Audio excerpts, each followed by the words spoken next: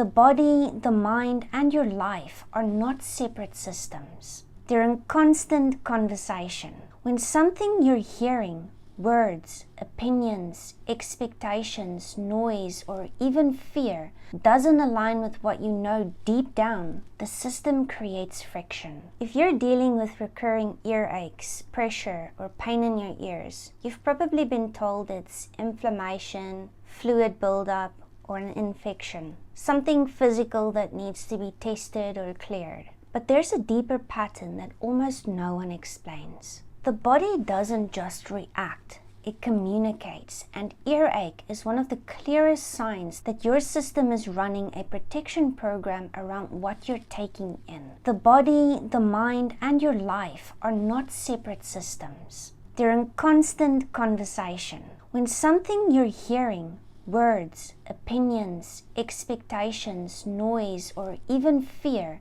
doesn't align with what you know deep down, the system creates friction. At first, the system shows up subtly, feeling overwhelmed, irritated, drained after conversations, second-guessing yourself after listening to others. When that doesn't change anything, the pattern escalates. Self-sabotage begins. Not as self-destruction, but as self-preservation. You stop trusting yourself. You absorb too much. You override your own knowing to keep the peace, meet expectations, or to stay safe. And if the system still can't interrupt what's coming in, the message moves into the body. With an earache, the body creates pressure, inflammation, or fluid. That's not random. It's the body trying to block, buffer, or filter frequencies that feel abrasive, critical, chaotic, or untrue for you. Energetically, this lives in the throat chakra and also the third eye,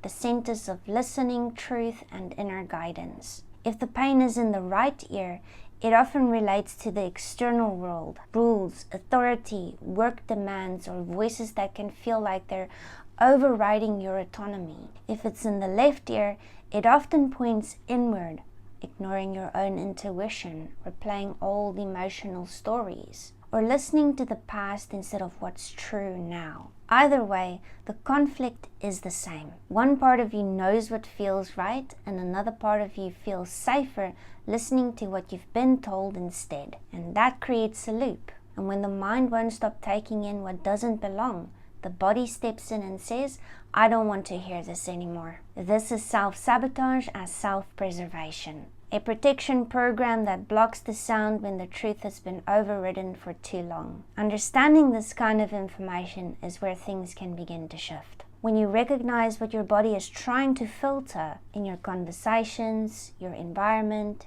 and also your inner dialogue, the system no longer needs to escalate. The body doesn't need to create pain when it's finally being listened to. Physical symptoms are a last resort form of communication your body gives you, especially when a pattern has gone for too long without being acknowledged. That's why it's important to unpack it before it gets louder.